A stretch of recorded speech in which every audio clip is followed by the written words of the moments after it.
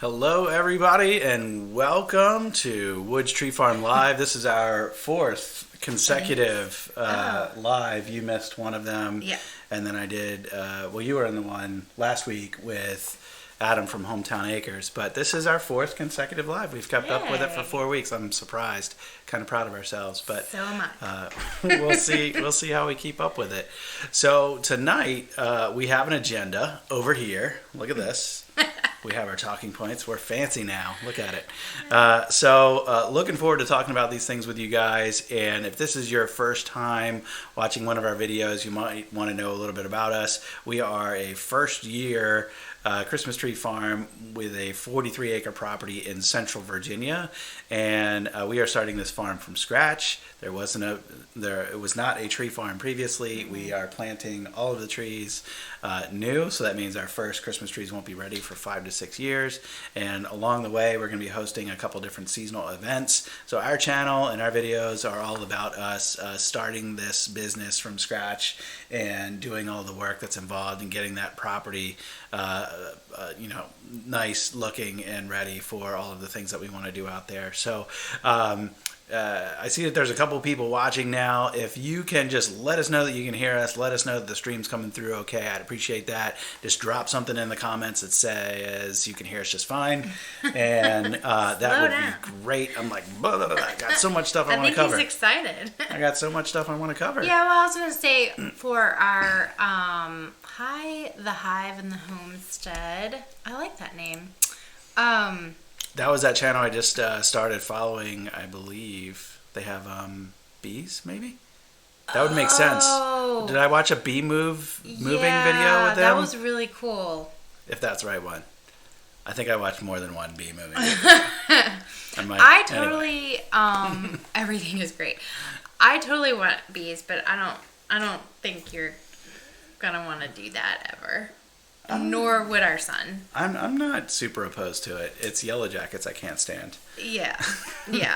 They're different. Anyway, Alan, thanks. Everything sounds good. Appreciate it. And those of you who are watching, there are just a couple of you right now. We would appreciate it if you hit that like button. That's going to help our video get a little bit of extra exposure out there for people like you who like these kinds of videos. So we'd appreciate that. And if you like videos about starting a farm, starting a business, doing work outdoors, doing work on a property, and you know other people who like that kind of stuff, we'd appreciate it if you share our channel out as well.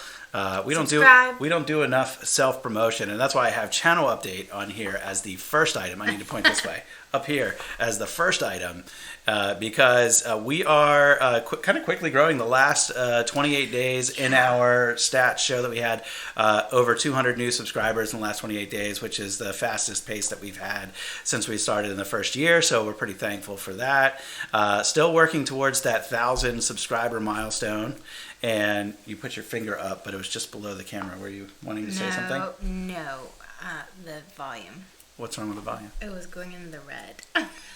If my mic's coming in a little hot, just let me know, and we can turn it down. I'm still getting used to all of the things on the screen. You guys can't see Mission Control here on the other side, but there are 3 screens, the broadcast software in the middle, your stream on the left, and then there's I'm thoroughly confused. A couple other things queued up here. I geek out with this stuff. So stay on topic. Channel update. We're approaching 1,000 subscribers. We'd appreciate if you guys like the video. How many do we have right now? It's like 8, I don't know. Someone can tell us. 867 or something? Yeah. Whoa. I looked at it. Have grown. I looked at it earlier today. It was 8 something. Okay. But anyway, we're getting up there. It's great. And a lot of the feedback that we've gotten from some recent subscribers has been really positive. We have many longtime subscribers who continue to interact and comment over, pretty much every video that we put out there. And it's awesome to kind of see these individuals following our journey and seeing our progress and all that. We really appreciate that. Anything else about the channel?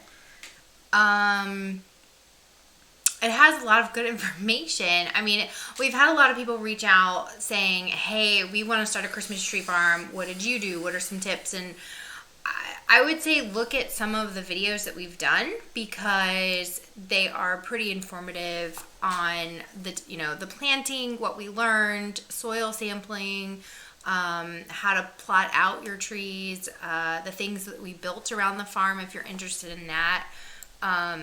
So it's a variety of things. It's not just Christmas trees, and it's not just film moving things with the tractor.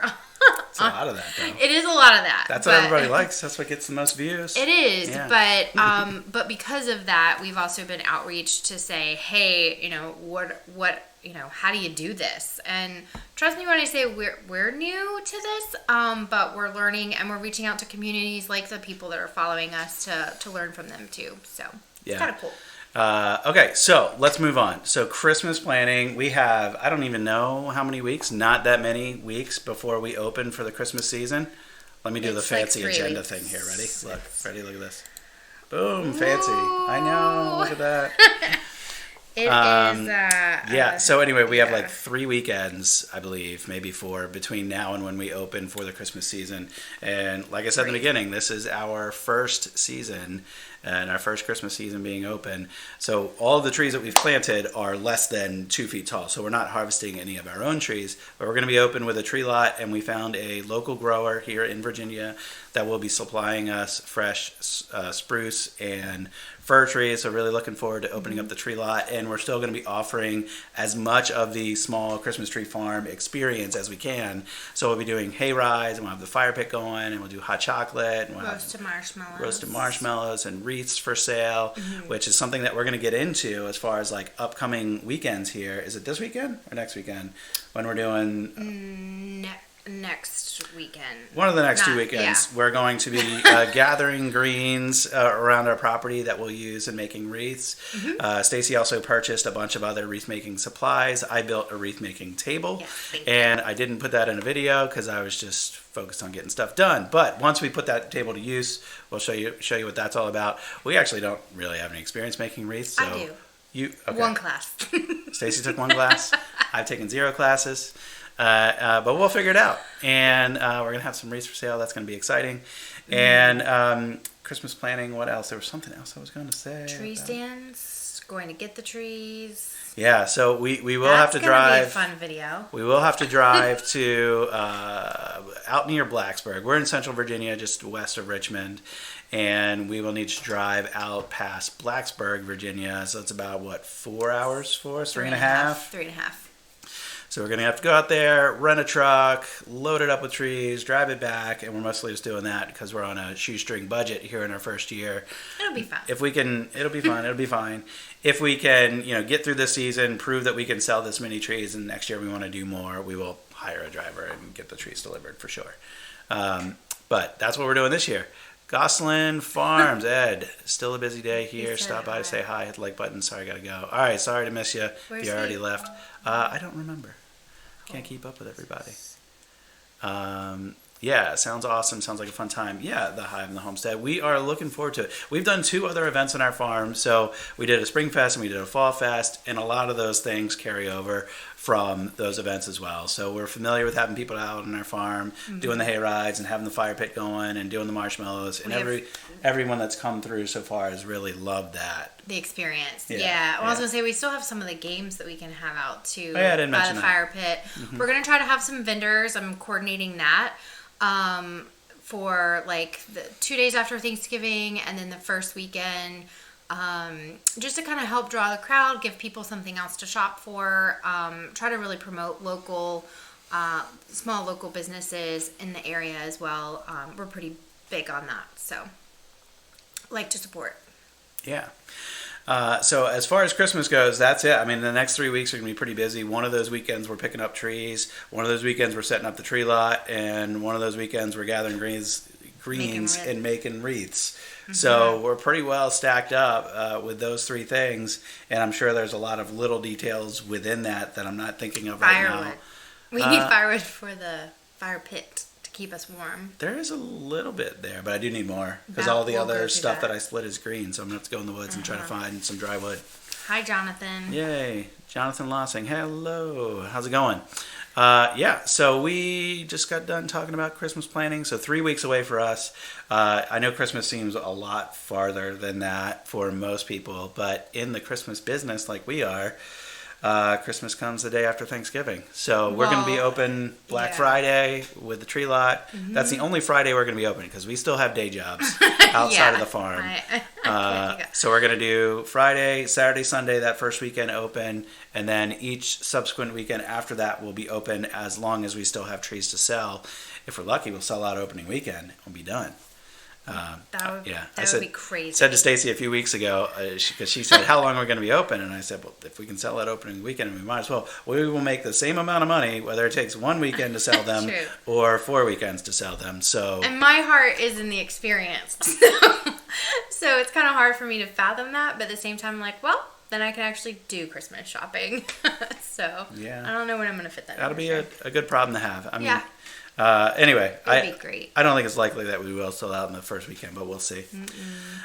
So moving over to this topic of fresh cut trees, and by all means, if you guys have anything that you want to discuss, drop it in the chat and let us know. Let's move over to the topic of fresh cut trees. So this is something that I actually didn't even realize before we got into this, but the commercial farms. And what I mean by that is like there are big, plantation growers that grow thousands of trees, possibly tens or hundreds of thousands of trees a year for the really big ones that supply, mass market, supply Walmart and Lowe's and Home Depot and others. And then there's also big growers that supply tree lots in major metropolitan areas. They are already harvesting trees. So I found on Instagram, I was actually just going to share this image here, screen share that. This was a grower that I found on Instagram on October 25th talking about harvesting the trees. So that was over a week ago now. And how do I go back there? Over a week ago now, growers are already harvesting trees, and I've seen numerous other Instagram posts and Facebook posts from other growers already out there harvesting trees. And I'm not saying that's necessarily a bad thing, but if you've ever cut down a tree, how quickly it starts to dry out. And I know many of those growers take precautions, and they'll either put their trees in refrigeration, or if they're in a cooler climate, they'll put their trees in the shade and they'll hose them with water, and they'll do other things to try to keep them fresh. Yeah. But there is no doubt that many of those trees are not at their peak of freshness by the time someone goes to pick them up. And that's a real shame, I think, for our industry, because a lot of people are out there, especially younger people who might be buying their first live Christmas tree in their first house together or whatever, and we went to a tree farm. Well, we always did. Yeah. Which is why we're in this business. Yeah. But I mean, if you think about the opportunity for poor experience for many of these people out there, it's pretty high. Unfortunately, if you just go to a mass market retailer and you're buying a live tree from them, because unfortunately, when you buy it the week after Thanksgiving or 2 weeks after Thanksgiving, it's already been cut for like 6 or 7 weeks. A month. And Thanksgiving's late this year too, so yeah. if they're it's a full month if they're harvesting as of last week. Yeah. So for that reason, is Phil going to dress as Santa? Phil is not. No. Funny. I do have a family hookup that we might call, but probably not this year. We know Santa. Yeah, we can just call him in. So anyway, what was I talking about? Trees, fresh trees. Yeah. So I am really proud of the fact that we are getting our trees from a small grower, and we've been in direct communication with that grower, and he told us our trees are going to be harvested on I got to get my dates 22nd. exactly right, 22nd, and we're picking them up on the 23rd, and then we're going to start selling them on the 29th. So literally from field to someone's house, not quite as tight as someone going out and cutting their own, but as little as less than a week. So really, really proud of that. Proud that we'll be offering very fresh trees. Smith Valley Ranch, hey guys, thanks for joining. So really proud that we're going to be offering super fresh trees, about as good as you can get without cutting down your own tree.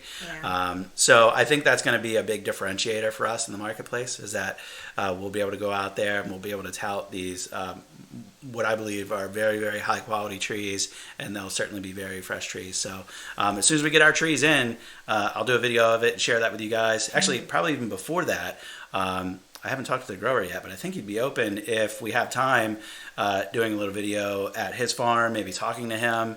I know the area around their farm is gorgeous. It is pretty. And I would love to bring my drone down there and fly it around a little bit.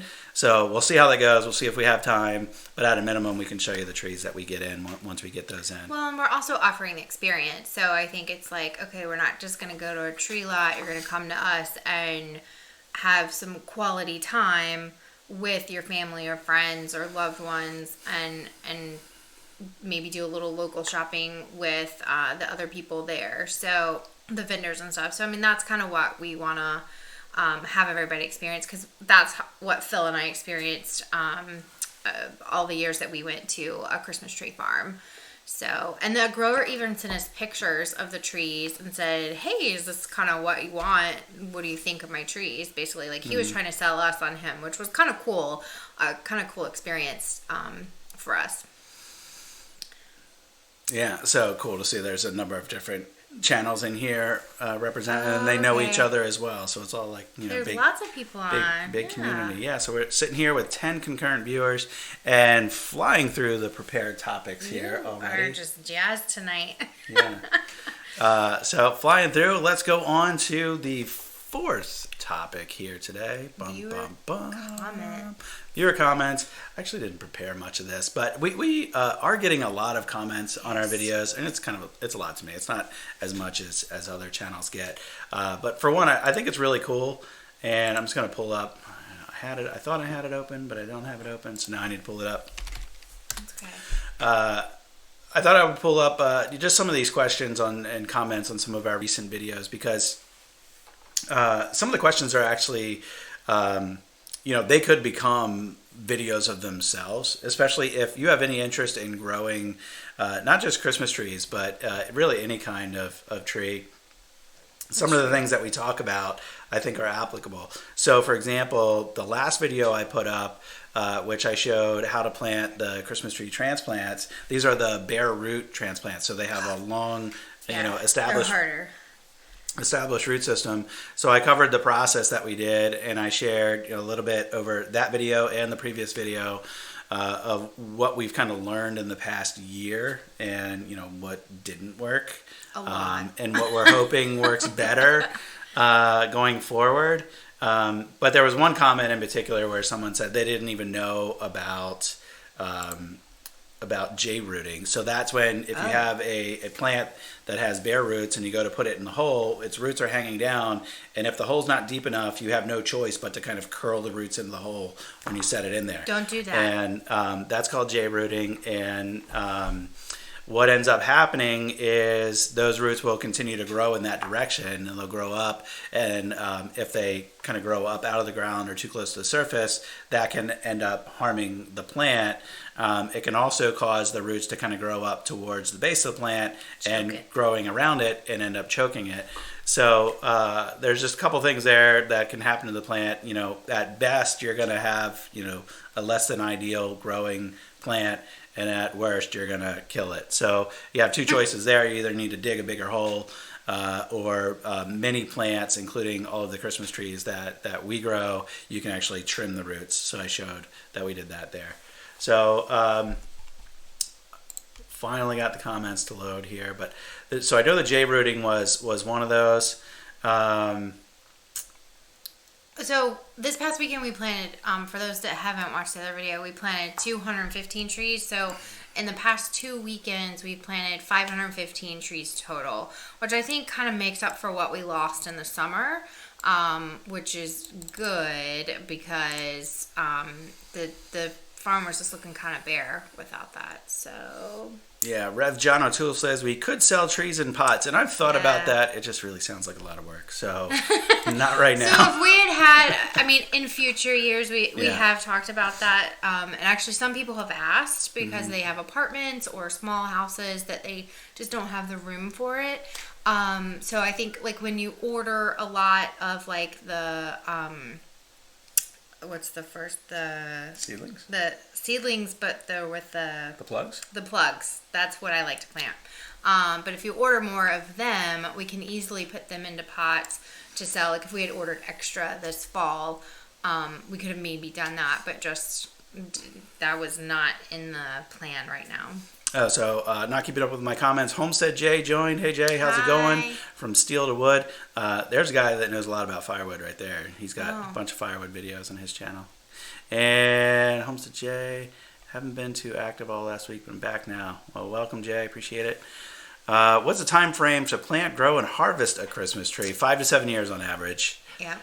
And how's everybody doing? Who dat 3020? So somebody posted the trees we planted in 2019 will be ready in 2025.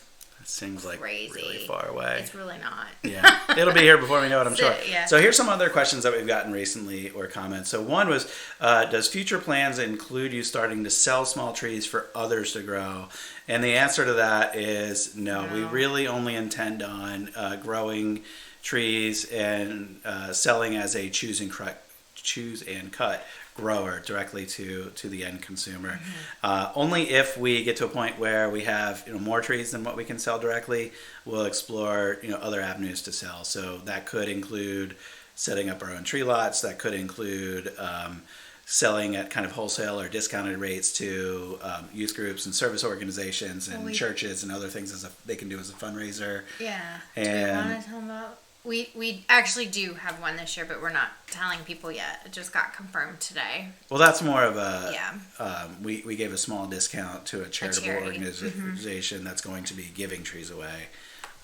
Which is kind of cool. So that's different. But so anyway, long story short, no, we don't plan on selling directly to other businesses or other people to grow their own trees. That's just not, we're not looking to open that kind of business. So does Root Dip advertise a success rate compared to traditional transplanting?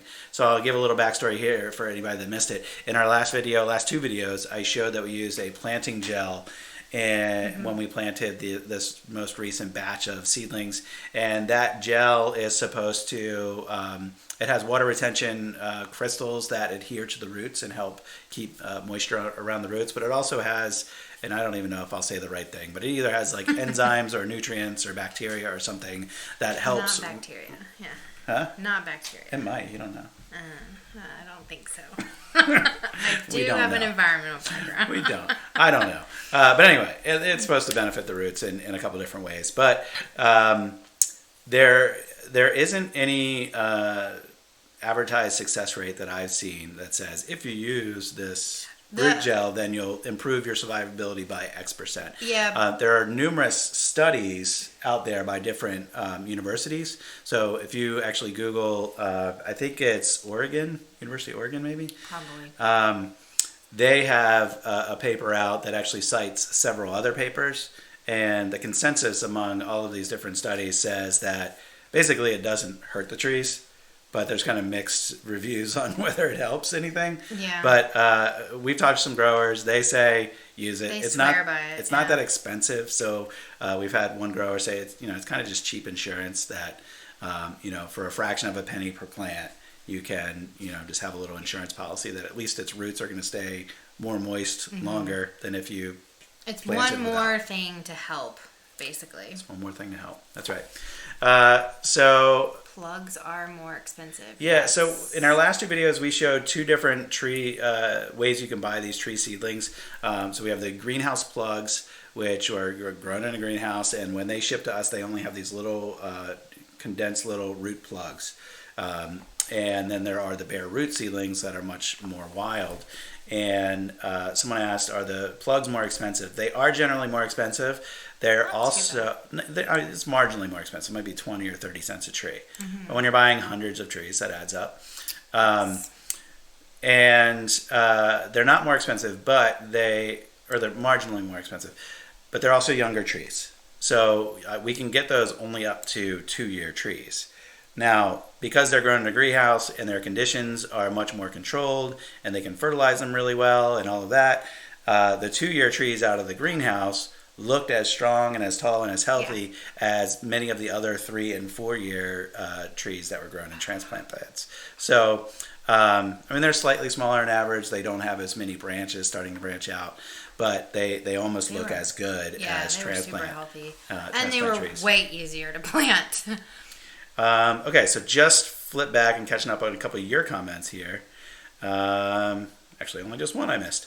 So, do you think your supplier would mail out just 30 trees? So, most of the suppliers, I think all of the suppliers that we've dealt with have a minimum. So, Bosch's, for example, had a $200 minimum. It's price point. Okay. Well, they all have different policies. Yeah. I don't know of any off the top of my head that'll just do 30 trees. Depending on what variety of trees you're looking for, you might be able to just get what you want from the Arbor Day Foundation. They have a couple of different varieties that can be used as Christmas trees. Yeah. And then or your state, like what do we? Your state forestry department probably sells some seedlings, and many of those you can get as few as 10. So you just have to see what kind of varieties they have. So like in Virginia, for example, we can only get Scotch pine and Virginia pine from the forestry department. They don't have any of the other firs or any spruces or anything else. So look around, and you just kind of have to probably even call around. I mean, a lot of these nurseries are really small businesses, small family-run businesses. So you can probably just call them and explain what you're trying to do and see if you can just get 30 trees. And Jonathan, I don't know if you're trying to get it for like this year or not, but you can also go in with other growers. So if they want to just tack on an extra 30 to their order, you can also do that too. Yeah. Which we'll probably do in the future. Just gets the price down.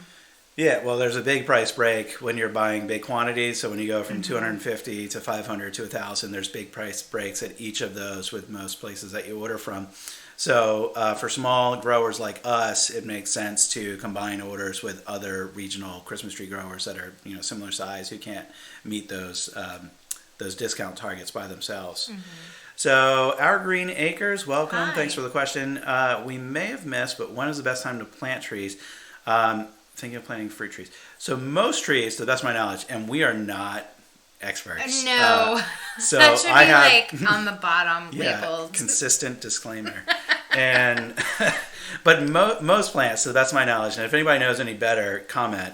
But most trees do better at transplanting after they're dormant. Yeah. So if you live in a region where plants go dormant, do the transplanting after they're dormant. Most Christmas tree growers do their planting in the spring. I'm not 100% sure why, because most everyone who has done fall planting has said, oh yeah, we do way better with fall plantings. But I think it probably has to do with just the holiday season. Like, the ones who are already up and running now are getting ready for Christmas season. So they're not thinking about planting trees right now. So I think that might be a contributor. But we'll end up seeing, if we have continued success with fall planting, we will continue to do fall planting. And then the weather was nicer. Yeah. But we are going to do, in this upcoming spring, we're going to do some spring planting again as well. And we'll just, try to keep those trees better irrigated so we don't have the issue that we had this year. Looking to plant about 30 for tax purposes. Yeah, I would either go to the Arbor Foundation, your state forestry, or find another grower to tack on. I wouldn't go straight to a nursery. I'm curious about the tax purposes explanation there, because the seedlings are really cheap. So you're talking about even without a big discount, if they were $3 a piece, they would be $150. I guess. Tax. Our Green Acres, you might be able to reach out to your agriculture extension office and ask them about fruit trees, because they good point. They have helped us, but they also help all the farmers in our area, and then they'll know specific about your region and things that work well in your area. So just a tip there. And those are free resources. So I know in Virginia, we got our soil tested for free. I think you can do that every 3 years. So it's just great resources that are there for you to use. I think that's just a Virginia thing for actual ag businesses, but it's only like $12 or something to send a sample off for a consumer. And if we wanted a more frequent sample, that's all that would cost us. Yeah. So the insight that you can get from that soil analysis is well worth it. All right, so someone asked on one of the tree planting videos, would this process be the same for planting bare root cedars in a privacy row? I don't see why not. I'm sure if you're getting, especially if you're getting 1, 2, 3, 4-year-old transplants, and you have a tree that's less than 2 feet tall, It doesn't have at that point like a tremendously deep tap root or anything. It just has a pretty small root system. So I'm sure the process would be the same. Mm-hmm. How old were those saplings, the bare roots? So the ones that we just got, there was actually a couple different ones. The ones you saw in the last video were, what were they? They were Canaan firs. Oh, twos, right?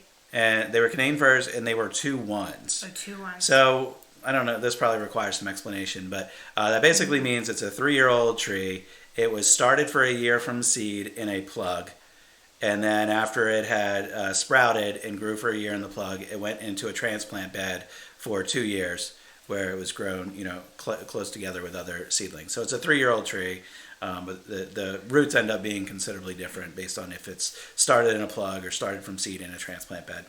Yeah. So for those, just a quick explanation again, because it took me a while to figure this out. So a lot of trees will come and they'll say, or if you're looking at nursery sheets, because the first time we pulled it up, I was like, I have no idea what this means. Yeah. So they'll say like 0 2 or 2 1, like Phil just said. And so the first is actually in the ground, and the first one is like in a pot in the nursery. Mm-hmm. So you can get you can get lots of different combinations. It's just a matter of what do you want, how big do you want it to be. Are you able to plant, the bare roots if they're really big? Like the spruces we got were 2 2s. Mm-hmm. So they were big, and they were up to 2 feet tall. Some of them even more. The roots were crazy. Yeah. So it just depends on what you want. But we did that because they're a little bit slower growing, and pines are faster. So we got pines a little bit smaller, not as old. The Hive and the Homestead, good night. 5 a.m. does come early. Oh, yes, it does. I wouldn't really know that. I don't get up that early. I used to. All right, have a good night. Thanks for watching. Appreciate it. Yeah. So our Green Acres, they go to the county extension office to test their pressure canner. That's interesting. Huh. Yeah. That's kind of cool. I didn't know you could do that. Rev John O'Toole says, so when you plant in the fall, most trees use the winter to get established before the hot weather hits. So that's why it's the farmers that we talk to that say, we do better in the fall. That's why. That's why we're planting some now, because we also want to see if we end up doing better, which, in theory we should, because, those roots get a chance to get established through the winter while the plant's not as active. And the winter, especially in our region, tends to be more wet. So it gets plenty of moisture through that period. The problem is we don't have enough time in the fall to plant. That's our problem. We don't have enough time ever. Yeah. But we figured it out. Oh, you're welcome, Homestead Jay. Come into your live chat. I watched his first live chat the other night. Oh, I missed it. Yeah. Good evening. So Jay did his first live chat. Okay. He was hanging out in his kitchen. Penniless Plantation. Joe, how you doing? So we're pretty much through, what I had planned for the agenda here, which you can see over here. I was just scrolling recent comments on my channel to see what else is in here that I felt was appropriate to share with you guys. But there's a number of comments on the drone video that we put up a few weeks ago. That was video number 81. And that was pretty crazy because the colors around here are actually somewhat muted because of the drought. But it still looked really nice. We had that big front come through a week ago, and there was crazy. Tornado warnings in the area. It was Halloween. And it was Halloween night. It was Halloween. And if you're anywhere like east of the Mississippi, you experience the storm in some way. But it was really windy in our area for most of Halloween Day and through that night. And the next time we got out to the farm, every tree that had color on it when I took that drone video was bare. It's gone. It's all gone. Now there's still a bunch of trees that are green or just starting to turn brown. Like all the oaks hadn't really changed yet. So all the color that we saw was all the hickory and maple and gum trees and all of those. They're all stripped bare now. So we'll see how much color comes from the oaks, but I think they tend to be a little bit more brown and not as red and pretty. We'll see. But anyway, that was crazy. So we had a number of comments on the drone video. Everybody kind of enjoyed the fall color, and we're coming up on a year of owning the property I meant this to week. put that in there. Thanks for bringing that up. You're yeah, welcome. we closed on our property on election day last year. We took off work on election day, went and voted, went to closing, and then went out to the farm. We had like a 30-minute time frame where it didn't rain. It was rainy and windy and cold that day, and took pictures, celebrated. Yeah, took pictures. And then found the key to the tractor. It was hidden. Oh, you got to drive the tractor. And then I figured out that old blue farm track tractor. If you've seen that in any of our videos, didn't have a manual. It's been out, as far as I can tell, it's been out in the weather all its life, and it's like at least a 30-year-old tractor. And there's no labels on anything. I had to figure the whole deal out, figure out what all the levers were, but. Got it figured out. I actually had driven another manual tractor earlier in my lifetime. Oh, okay. So it wasn't 100% learned from scratch, but it was an event figuring that thing out, trying to figure out which levers were what and how to make it go. But we got it figured out. That was a fun day. Very memorable. Yes, because we were like, okay, now what? Yeah. But we'll be doing a 1-year recap video soon, maybe this weekend. So we're going to try to fit that in and kind of just lessons learned, things we've done throughout the year. And well, I was actually planning on we'll do a separate video on all of the Christmas tree lessons learned, because I think that's really valuable for the people out there who are interested in the tree stuff. We'll do a recap video of all of our kind of projects. We had a 6-month recap video. I think that was video 43. We had it as like the channel trailer for a while. And yeah, that was the one with you doing the subsoiling. Yeah, that was the blue tractor that I did the subsoiling with. That tractor, because it's so much heavier, even though it's 2-wheel drive, it pulls that subsoiler way better than the Kubota I noticed does. a difference this time.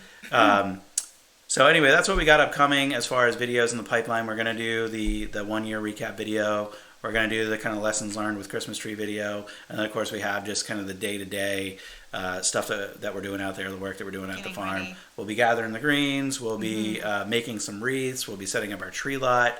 I don't know. We're getting time crunched now. I don't know if we'll actually get the electric in before. It's going to be tight. I had to call the property owner next to us and try to get an easement from them. If we can't get an easement from them, we have to run electric from farther, and it's going to cost us more money. So I actually put a message out to them today. I didn't hear back. So we'll see what happens there. But there's a little bit of a saga with getting the electric in. But all that really means is that we won't have electric for our tree lot for this year. And all that really means is we won't have like overhead lights in the lot. But we weren't really planning on being open in the dark anyway, so it's fine. We'll press on. We'll be all right. Yeah. So we're coming up on 40 minutes, longer than we usually do these. So I feel like we're probably appropriate to wrap it up. Unless you guys have anything that you want to know or talk to us about, I will talk all night about our farm. Love it. But if you haven't already, we appreciate it if you subscribe to the channel. If you know others who might like the kind of content that we put out there, please share our channel. We're trying to grow to 1,000 subscribers before the end of the year. And I think we're on pace to do that if we keep up with the pace that we've been doing recently. Yeah. We're in the high 800s now. So we're slowly but surely getting there, but we appreciate your support. And if you could share that out, that'd be awesome. If you like this video, hit that like button that's just below the video. And that's a signal back to YouTube that you like this video, and they'd be more likely to show it to people who watch similar things to you. So and subscribe. I didn't say that? I don't think so. Okay. We'll say it again. Yeah. Subscribe. Yeah. You should make a red subscribe shirt. I'll get my friends to do that. Yeah.